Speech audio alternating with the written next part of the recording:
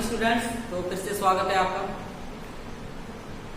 तो previous class में previous lecture में हम लोग पढ़ रहे थे 5 जगत प्रणाली वर्गीकरण की प्रणाली पढ़ रहे थे। तो आज हमें, जैसा कि मैंने आपको प्रीवियस क्लास में बताया, हम लोग 2 जगत, 3 जगत और 4 जगत और 5 जगत प्रणालियों को और सिस्टम ऑफ क्लासिफिकेशन पढ़ चुके हैं। प्रीवियस लेक्चर में हमने 5 जगत प्रणाली को पढ़ा, जिसे आज विट्टी करने दिया। इन्होंने 5 जगत प्रणाली दिया जिसमें मोलोरा, प्रोटिस्टा, कवक, प्लांट और एनिमल्स को रखा। तो वर्गीकृत की 5 जगतों में 5 किंगडम। इनके बेस आधार भी दिया था कि उन्होंने एक कोष की, बहुकोष की जीवों को अलग अलग रखा। इसके उनका आधार था उत्पादक, उपभोक्ता और अपघटक को अलग अलग रखा। ये आधार था उनका, वर्गीकरण के आधार था जिस बेस पर उन्होंने वर्गीकृत किया।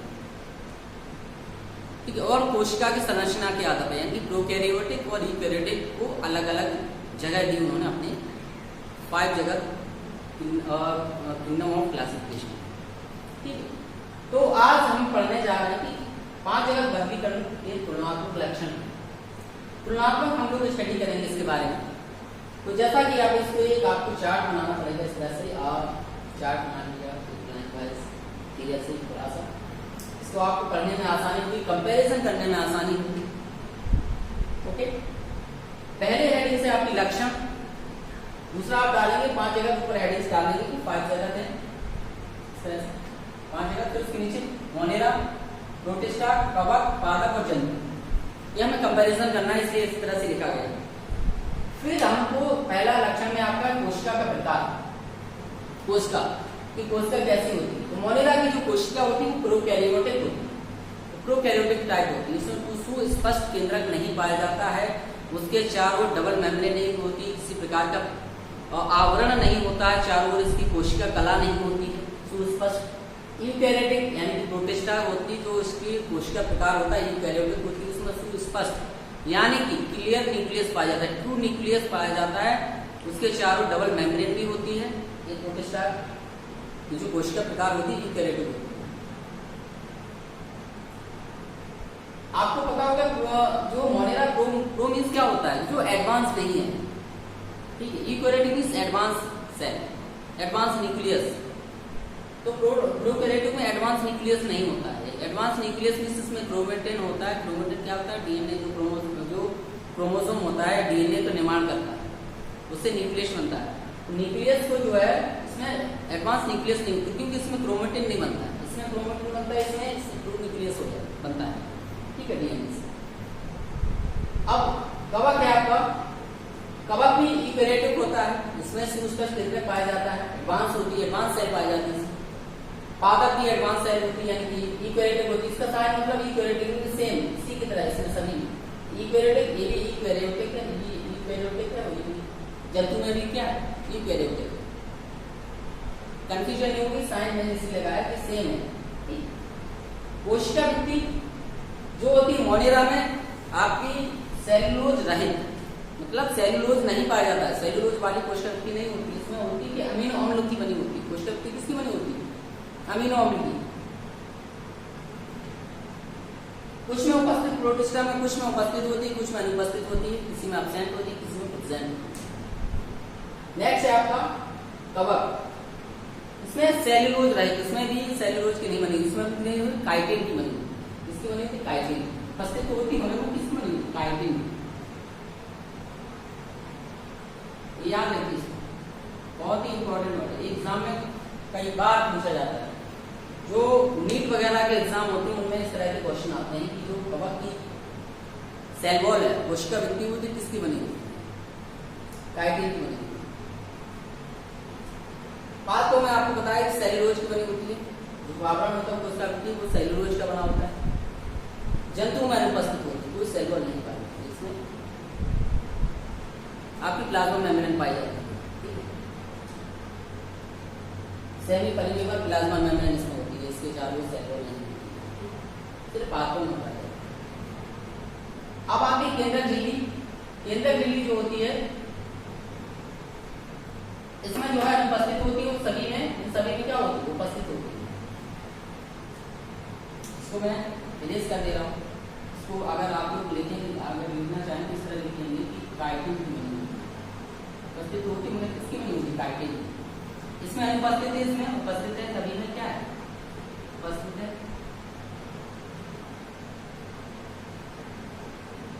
इसमें भी उपस्थित है, इसमें भी उपस्थित है, उसमें भी उपस्थित है। केंद्रक झिल्ली जो है मोनेरा में अनुपस्थित है, प्रोटिस्टा में उपस्थित है और कवक में उपस्थित है, पादप में और जंतु में, सभी में उपस्थित है केंद्रक झिल्ली पाई जाती है। मतलब केंद्रक के चारों जो आवरण होता है वो पाया जाता है। ठीक है, कायिक संरचना क्या है, इसकी जो बॉडी संरचना होती है वो कैसी होती है, तो कोशीय होता है, जो मोनेरा होता है कोशीय होता है, ये भी कोशीय होता है, कवक जो होते हैं बहुत कोशीय होते हैं। ठीक है, उसमें दृढ़ अंतक पाया जाता है, कठोर यानी सॉलिड टिश्यू होता है। पादपों में ये भी क्या होते हैं, इसमें ऊतक होते हैं, ऊतक अंग पाए जाते हैं, ऊतक भी होते हैं और अंग होते हैं। इनकी बॉडी कैसी होती है, ऊतक भी होते हैं और अंग भी होते हैं। उसमें भी ऊतक और अंग भी और अंग तंत्र भी, उनकी कायिक संरचना उनकी क्या होती है, इसमें ऊतक होता है, अंग होता है, अंग तंत्र होता है, इसमें ऊतक होता है और अंग होता है, वही बहुकोशीय होते हैं, दृढ़ ऊतक पाए जाते हैं।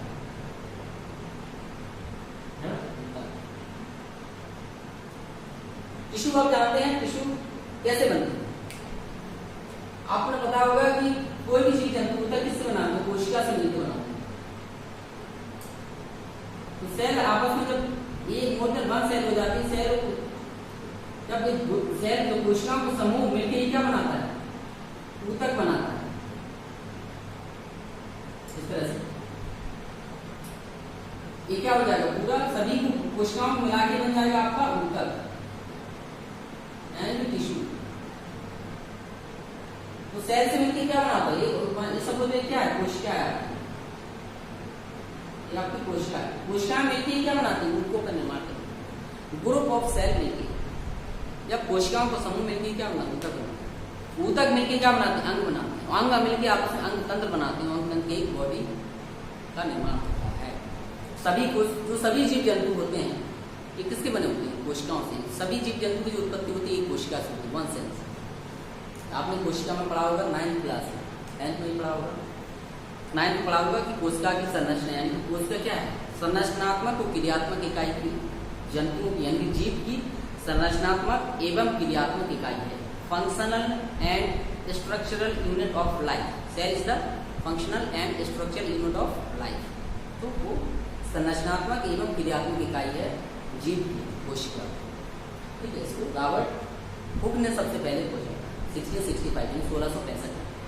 कोशिका में आपको हो सकता है वाइटली कि आगे मैं पढ़ाऊँ इसकी कोशिका। तो ये कोशिका के बारे में बताया मैंने, किस तरह से ऊतक क्या होते हैं।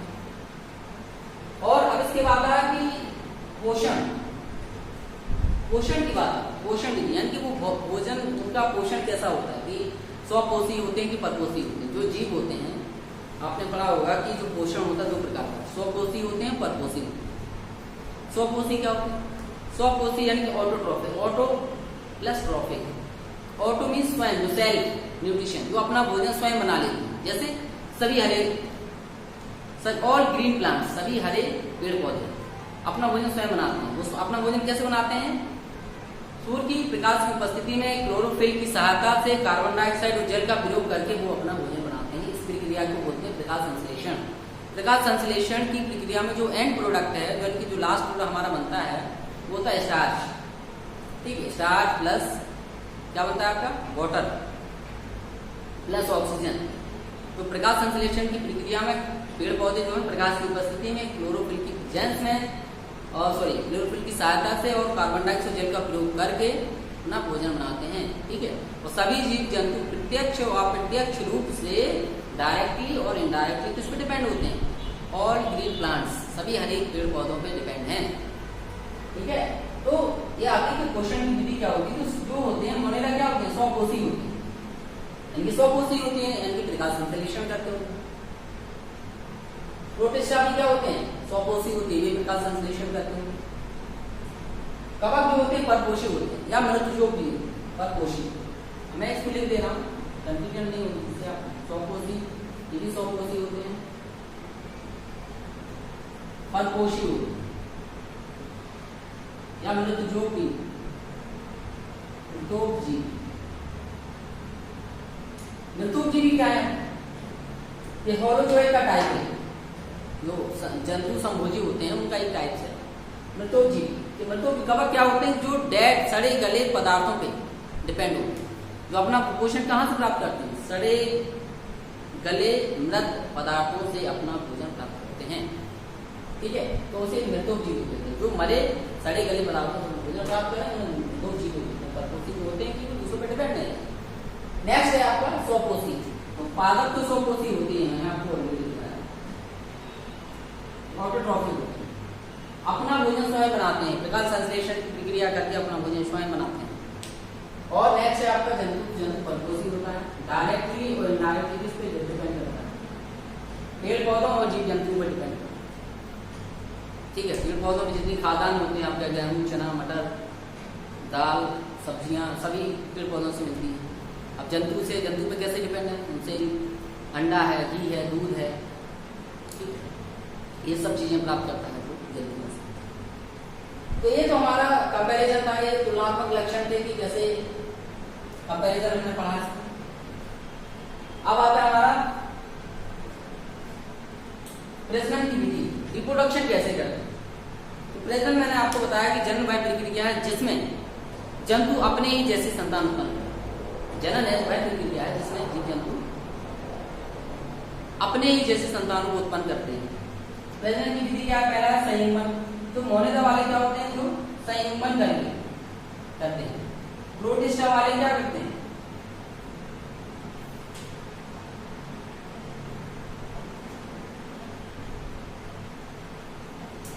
ये भी जो है क्या करते हैं?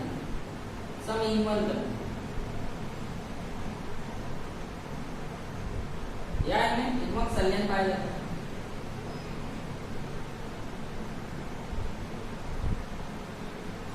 गैमेट होते हैं, गैमेट में भी आपस में फ्यूजन करके प्रजनन करते हैं, रिप्रोडक्शन करते हैं। ये भी रिप्रोडक्शन करते हैं। इसमें क्या होती है? जो प्रजनन की विधि होती है क्या कैसे होती है? निषेचन करते हैं, निषेचन, फर्टिलाइजेशन, ये भी निषेचन करते हैं, ये भी निषेचन करते हैं।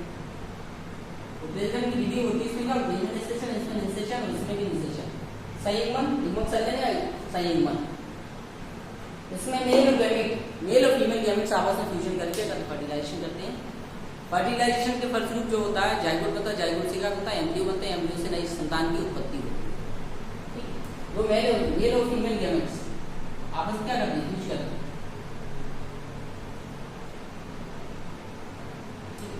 तो आपस में फ्यूज करके क्या बनाएंगे? जाइगोट बनाएंगे। जाइगोट से क्या बनता है? एम्ब्रियो बनता है। एम्ब्रियो से क्या बनता है? नई संतान की उत्पत्ति होती है।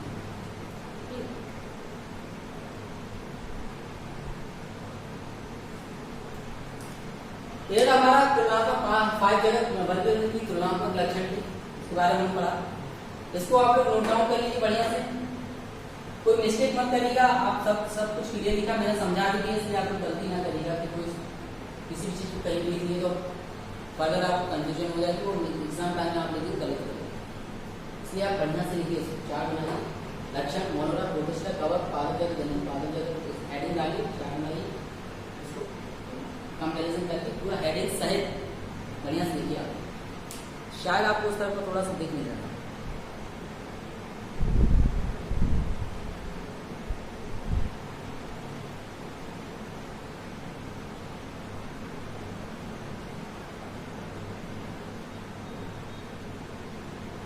ना भूलिए। तो ये कोशिका प्रकार है, कोशिका वृत्ति, केंद्रक जीवनी, कायिक संरचना, पोषण विधि, प्रजनन विधि। इसको नहीं समझ में आ रहा हो, लेकिन मैं बोल रहा हूँ। प्रोकैरियोटिक सेल्यूलोज रहित अमीनो अम्ल की अनुपस्थित होती है इसमें केंद्रक जीवनी, कायिक संरचना कोशिकीय होती है, पोषण विधि स्वकोशीय होते हैं, और इसमें जो रिप्रोडक्शन की विधि होती है संयुग्मन से होती है। फिर आपका प्रोटिस्टा, इसमें जो कोशिका प्रकार है यूकैरियोटिक होता है, कोशिका वृत्ति में कुछ में उपस्थित, कुछ में अनुपस्थित होती है। केंद्रक झिल्ली आपकी उपस्थित होती है, कायिक संरचना कोष्ठीय होती है, पोषण विधि स्वपोषी होते हैं और प्रजनन की विधि संयुग्मन द्वारा। ठीक, अब आता है कवक में जो यूकेरियोटिक होते हैं। सेल्यूलोज की कोशल युक्ति में सेल्यूलोज नहीं पाए जाते हैं। सेल्यूलोज रहित होती, काइटिन की बनी होती, उपस्थित तो होती है पर काइटिन की नहीं होती। बहुकोषीय घनत्व से बनी होती है, क्या कायिक संरचना जो होती है। और पोषण विधि होते हैं, परपोषी होते हैं, मृतजोपी होते हैं, तो जीव यानी कि डेड डिकेइंग मटेरियल पे डिपेंड्स होते हैं, सड़े गले पदार्थ। निषेचन होता है। नेक्स्ट पादप यूकेरियोटिक होता है, सेल्यूलोज रहित पाए जाते हैं कोशिका युक्ति। केंद्रक झिल्ली उपस्थित होती है, कायिक संरचना ऊतक प्लस अणु पाए जाते हैं, स्वकोषीय होते हैं और निषेचन होता है। थर्ड वन है आपका, लास्ट वन है सॉरी, कोशिका प्रकार यूकेरियोटिक होता है, अनुपस्थित होती है, इसमें कोशिका युक्ति नहीं पाई जाती है। केंद्रक झिल्ली उपस्थित होती है इसमें, और इसका जो कायिक संरचना होती है ऊतक अंग और अंतन से मिलकर बनता है बॉडी होती है। ये परपोषी होती है, निषेचन होता है। इस तरह से मैंने तुलनात्मक लक्षणों के बारे में हम डिस्कशन किया। इसका आप नोट डाउन कर लीजिए और यहाँ इसको लर्न कर लीजिए। ठीक है, फिर हम नेक्स्ट इसको आप नोट डाउन करिए।